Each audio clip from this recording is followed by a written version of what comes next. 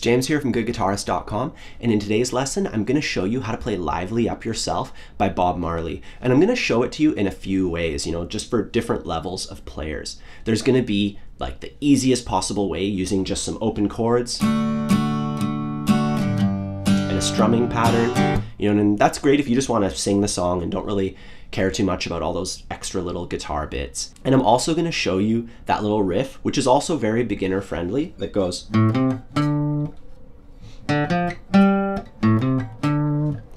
And then finally, I'm going to show you how to integrate that into the chords, and it requires bar chords, so it's definitely a bit more intermediate, and we'll do that at the end of the lesson. Along the way, you find that you need help with any of this stuff, I have a few resources. There's my free ebooks covering lead guitar and rhythm guitar, and there's also my premium beginners course. So if you need any extra help, feel free to check those out. Otherwise, we're going to get started with the simple version of this song. We're going to need two chord shapes, D and G. So we have D going to a G chord. And if you're just getting started, you could even use this shape, D sus4, because you can leave these two fingers down. It's a really good trick for very beginners. But for everybody else, we'll use the actual shapes. We have D and G. A really good tip for switching is to leave your third finger down. Leave that third finger down as you make the switch.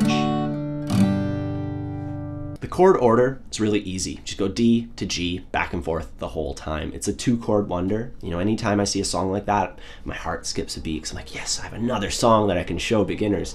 Anyways, we start off on D, and it's just gonna be 1, 2, 3, 4, G, 2.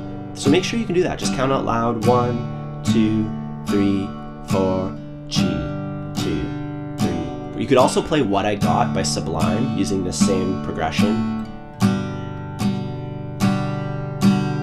So pause the video and just make sure you can count out loud and make your chord switches nice and clean. If not, as I mentioned before, I have a bunch of free resources you should check out that'll help you with that. Anyways, once you got that down, we can take a look at the strumming pattern. It goes like this. All I'm doing there is root, which is the lowest note of each chord. On the D chord, the root is the D string. And on the G chord, the root is the low E string. And don't worry if you're not accurate enough to get the note precisely, just aim for that zone. Now, once we get that root, then we just do a regular strum. And that's our pattern, it's just root, strum, and then we switch chords. Root, strum, root, strum. Super duper simple. So just count out loud for yourself. 1, 2, 3, 4. 1, 2, 3, 4. If it's too much to do the switch, just stick with one chord. Stick with the G chord. 1, 2, 3, 4. 1, 2, 3, 4. And get used to that. And once you can do that, a thing that you can do to make it sound a bit more authentic is to shorten your chord duration. So instead of, you'll get, and to do that, I'm using my strumming hand. I strum the strings and then I press the side of my palm to it. And this might be a bit tricky if you're just getting started. So if it messes up your rhythm, don't do this. But if you're down for it, you just go. So I'll do it in like slow motion.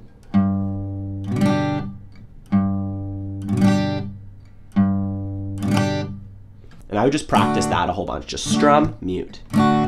And then you try to do it in time with your pattern. Root, strum, root, strum. With both chords. So either way you want to play it, let's practice putting the strumming pattern and the chords together. Really simple, nice and slow, starting off on D. 1, 2, 3, 4.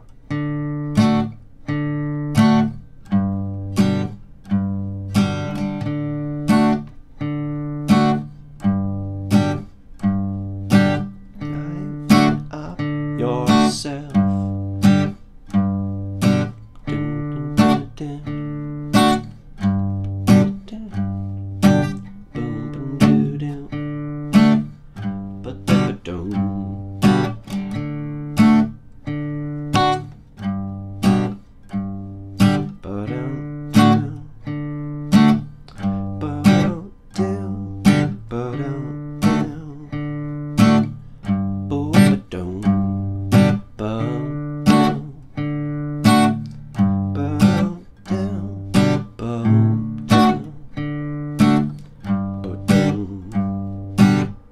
Cool, so that's how you would strum the song in a really simple way. Now let's take a look at the riff that the bass player and the guitar player are playing.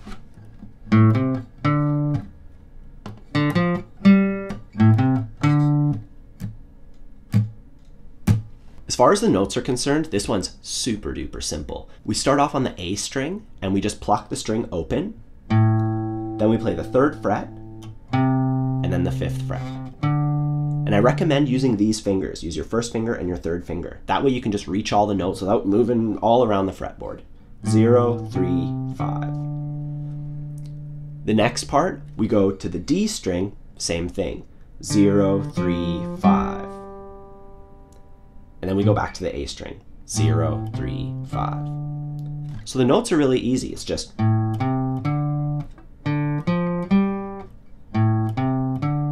what makes it sound like the actual riff is the timing. And to get the timing down, we're going to count out loud.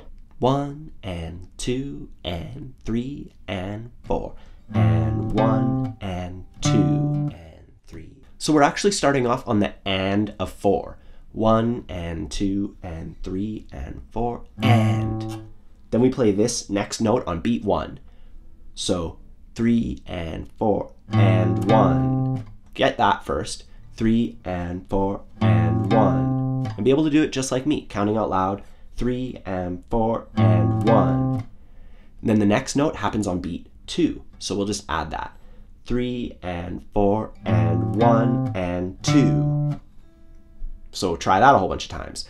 3 and 4 and 1 and 2. And for the next part of the riff, it feels the same, but it's placed in a different spot. It starts off on the and after beat 1. So it'd be like 1 and 2 and 3. So just try that. 1 and 2 and 3. And once you can do that, we can glue it together with the first bit. 1 and 2 and 3 and 4. And 1 and 2 and 3 and 4 and 1 and 2 and 3 and 4. So try that a whole bunch of times. And we can do the next part, which is just like the first bit, except at the end of it, you know. So I'll count out the whole thing now super slowly. 1 and 2 and 3 and 4. And 1 and 2 and 3 and 4 and 1 and 2 and 3 and 4 and 1 and 2 and 3 and 4 and rest and 2 and 3 and. So just take a look at it, look at the counting, see how it lines up with it, and you just count 1 and 2 and 3 and 4 and, you know, you're being your own metronome, and then you pluck it at the right time. It's a bit of coordination, a bit of timing. This is the only way to really get that stuff down. There's no trick to it. Just count yourself in and get the feeling for it. And let's just try it together a few times, nice and slow. 1 and 2 and 3 and 4.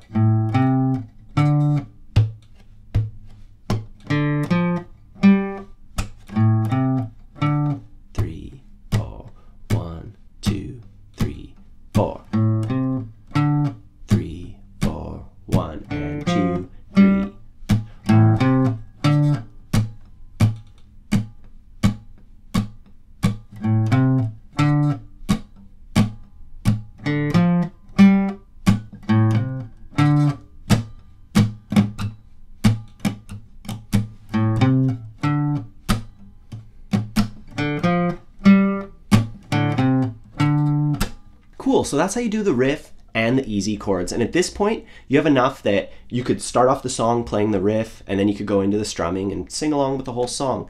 But if you want to take it a step further, we can use some bar chords and mix it in with that first little bit, and we end up with something like this.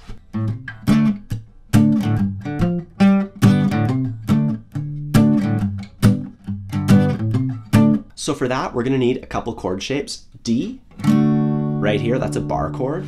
So it's just like the A chord, sliding it up till our first finger's on the 5th fret of the A string. 5, 7, 7, 7. Mute the top string. And then we have a G bar chord, which is just like F, but 2 frets higher. So, and do that with the pattern.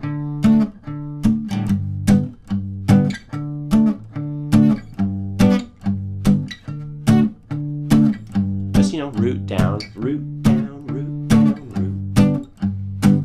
now we can interweave some of that riff.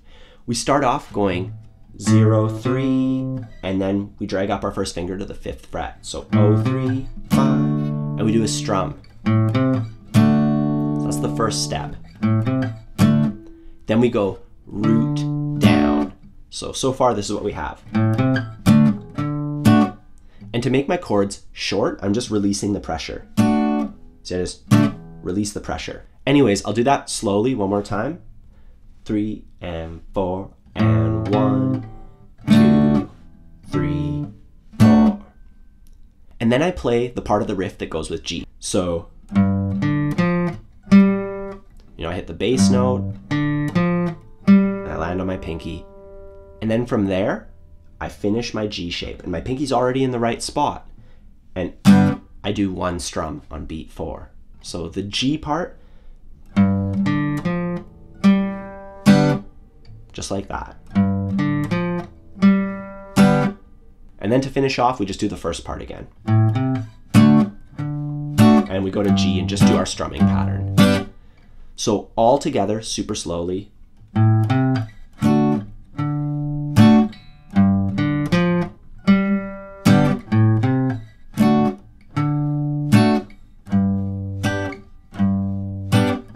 Again.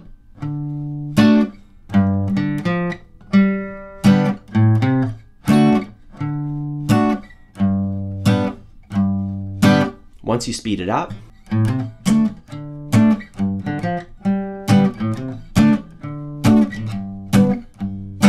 and I wouldn't do that for the entire song if somebody's singing. I would only do it for the chorus. That'll make the chorus stand out a lot more. And then during the verse, just... Then the chorus starts happening. You got to lively up yourself.